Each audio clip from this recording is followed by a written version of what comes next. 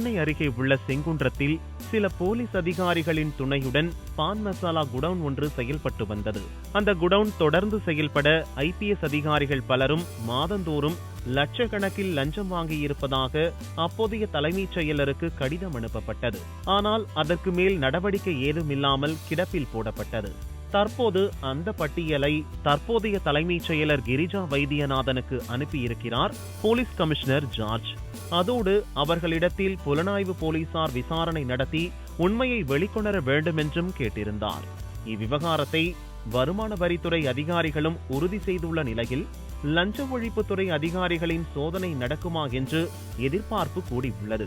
தமிழக லஞ்ச ஒழிப்புத்துறை IG வெங்கட்ராமன் தலைமையில் இயங்குகிறது. அவர் நேர்மையான அதிகாரி என்றாலும் இவ்விவகாரத்தில் இவரை விட கூடுதல் DGP மற்றும் சீனியர் IGக்கள் DGக்கள் சிக்கி உள்ளதால் சோதனை மேற்கொள்ளப்படுமா என்ற கேள்வி எழுந்துள்ளது. அதனால் இதனை CBI விசாரிக்க வேண்டும், அப்போதுதான் உண்மையை வெளிக்கொணர முடியும் என்றும் தெரிவிக்கப்பட்டுள்ளது. புதிய தலைமைச் செயலர் கிரிஜா வைத்தியநாதன் என்ன செய்ய போகிறார்? பொறுத்திருந்துதான் பார்க்க வேண்டும்.